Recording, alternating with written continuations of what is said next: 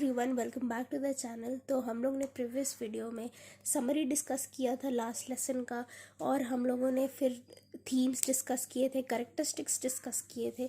तो इस वीडियो में I have come up with the PYQs that are the previous year questions which came in your board exam. तो मैंने सोचा कि अब अच्छे से पूरा चैप्टर ख़त्म करते हैं और इम्पॉर्टेंट क्वेश्चंस के साथ ही चैप्टर ख़त्म करते हैं, क्योंकि थीम्स भी हो गया है, समरी भी हो गया है, तो बस इंपॉर्टेंट क्वेश्चंस बचे हैं, जिससे कि फिर हम लोग अपना न्यू चैप्टर पे मूव ऑन करेंगे।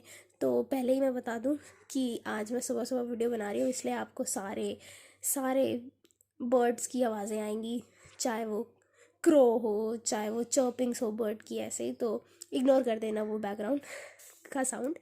तो हम लोग शुरू करते हैं। और सबसे पहला क्वेश्चन अगर देखा जाए, लास्ट लेसन का सबसे पहला क्वेश्चन आया था 2017 में, और वो क्वेश्चन है, how were the parents and M Hamel responsible for the childrens neglect to the French language. अब ये क्वेश्चन पूछा गया था 2017 में। तो अगर इसका आंसर देखा जाए तो आंसर कुछ ऐसा था कि जब देखो, मैं आपको डिटेल में समझा रही हूँ, आप इसका पर्टिकुलर जो आंसर है वही लिखना। मैं आपको थोड़ा आगे से समझा रही हूँ। जैसे जब फ्रांस को बोला गया था पार्टिसिपल्स को रिसाइट करने के लिए, तो फ्रांस रिसाइट नहीं कर पाया था। तो एम हेमल ने उसको डांटने के बजाय यही बोला था, यही बताया था कि गलती कहीं ना कहीं एम हेमल की और पेरेंट्स की है। क्योंकि पेरेंट्स क्या करते थे पेरेंट्स बच्चों को फिशिंग के लिए और बाकी सारे कामों पे लगा देते थे, पर पढ़ने को नहीं बोलते थे। इसलिए एम हेमल ने कहीं ना कहीं पेरेंट्स को और उनको खुद को रिस्पॉन्सिबल ठहराया है, क्योंकि वो खुद ही बच्चों को कहीं ना कहीं कामों में लगा देते थे और उनके अंदर, उनके मन में फ्रेंच लैंग्वेज के लिए वो इंटरेस्ट नहीं डेवलप कर पाए थे, है ना। तो ये जो आंसर मैंने बताया इस क्वेश्चन का, ये यही होगा। आप इसको एकदम अच्छे से लिख लेना, ठीक है। अब सेकंड क्वेश्चन करा जाए तो वो आया था, ये वाला question it came in 2017 and this one came in 2014। So the second question is, how was M Hamel dressed differently that day and why, और what was unusual about M. Hamill's dress on his last day in school? So, as told earlier also, when Franz came and sat on his bench, he noticed an unusual dressing of M. Hamill.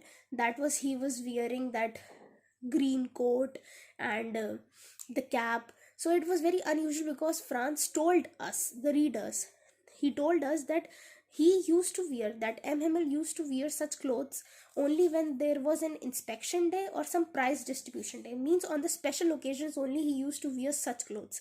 So he was just dressed differently, that is clear. But why he was dressed differently? Because it was the last lesson of the French language, and from tomorrow the France and all the people were going to study German. So because of that occasion he was dressed differently. तो इन दोनों का यही same answer हो जाएगा, है ना। आई hope आपको समझ आ रहा है। And the next question is, why is the order from Berlin called a thunder clap by France. ये क्वेश्चन आ सकता है, ये इंपॉर्टेंट है। देखो, थंडर क्लैप क्यों माना गया है इसको फ्रांस के लिए? क्योंकि फ्रांस को अचानक से झटका लगता है जब उसको ये पता लगता है कि अरे बाप रे, अब तो उसको फ्रेंच पढ़ाई ही नहीं जाएगी, क्योंकि जो आपके डिस्ट्रिक्ट्स हैं, जो 2 डिस्ट्रिक्ट्स हैं, उनको एक्वायर कर लिया गया है, बर्लिन ने उनको एक्वायर कर लिया है। तो ये बड़ी सी जो उसको न्यूज़ पता लगती है, वो कहीं ना कहीं उसके लिए एक थंडर क्लैप पैदा करती है। एक थंडर क्लैप की तरह फ्रांस को ये न्यूज़ लगती है, एक शॉकिंग न्यूज़ लगती है। थंडर क्लैप की अगर बात की जाए तो एक शॉकिंग न्यूज़ उसको लगती है ना।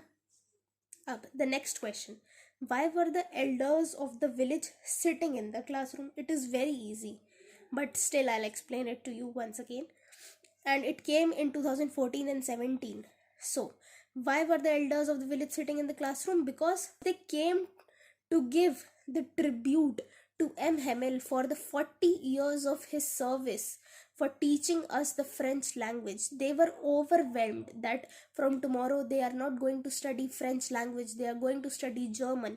The next question, अगर आप चाहो तो you can give me the answer of this question in the comment section also, and I'll pin the best one, जिससे कि आपको पता लग जाए कि इसमें आपको क्या लिखना है, ठीक है।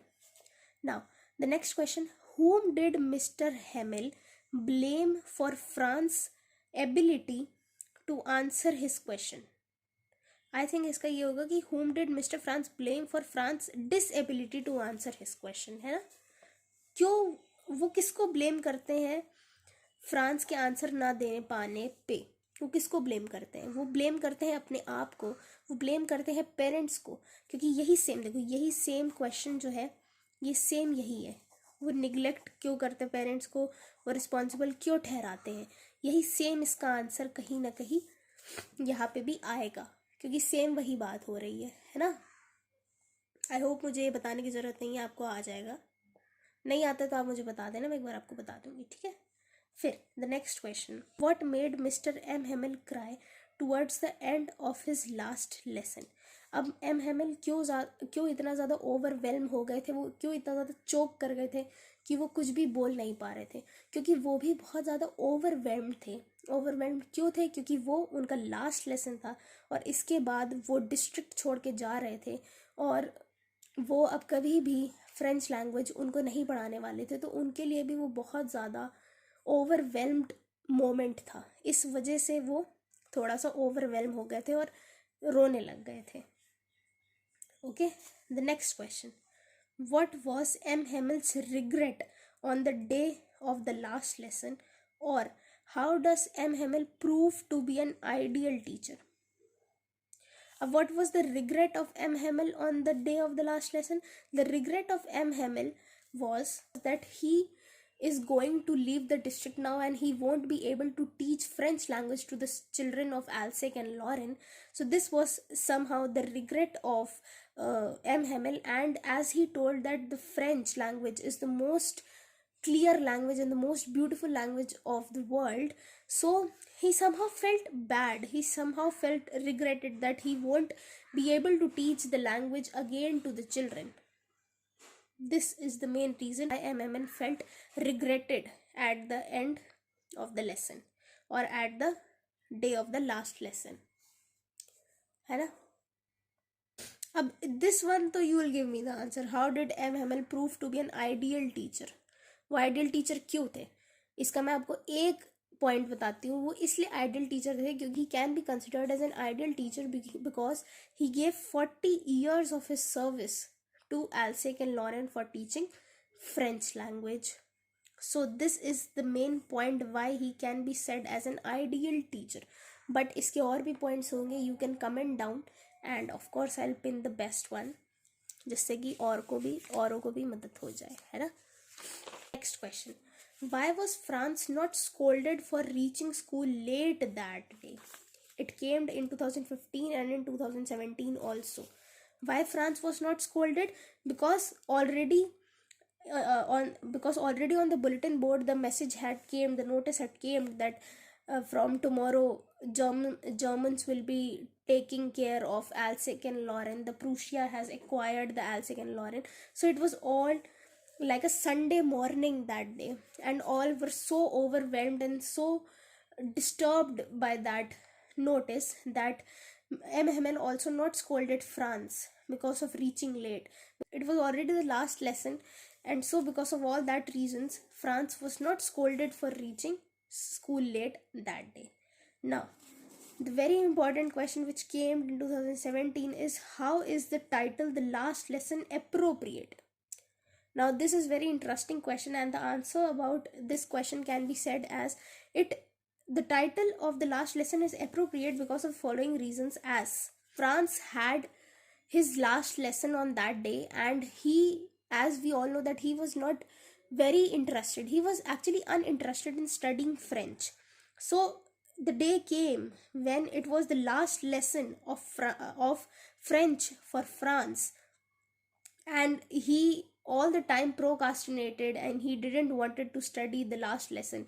And the day when he developed some type of soft corner, some type of feelings, we can say, we can actually not say feelings are not an appropriate word for this, but some kind of soft corner for the French language, for the mother tongue. But that time the end time had came already, the last lesson had came, and all the time which was there with France previously had came to an end. Because of all these reasons we can say that it is the last lesson.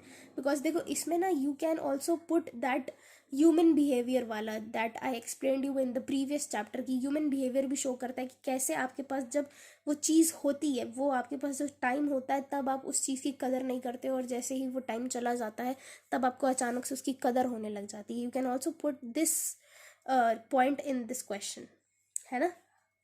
I hope आपको ये सारे important questions अच्छे से समझ आए हों, और I tried my level best to explain the answers also of these questions. और बस इसी के साथ आपका लेसन भी पूरा तरीके से कंप्लीट हो जाता है. We discussed the summary, we discussed the themes and the characteristics, and also we have discussed the important questions, और we can say the previous year questions of this chapter. I hope आपको समझ आया हो, और समझ आया हो तो please like the video, subscribe the channel, and please tell me the answers of the questions which I have told you to write in the comment section. And till then we'll meet in the next video. Till then, thank you everyone. Bye bye.